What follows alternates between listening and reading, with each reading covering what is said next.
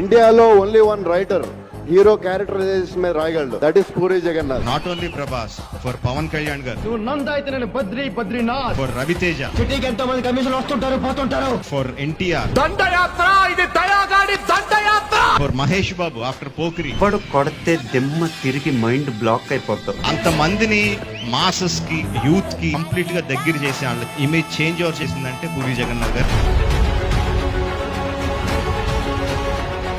ఈ అడవి నాదే.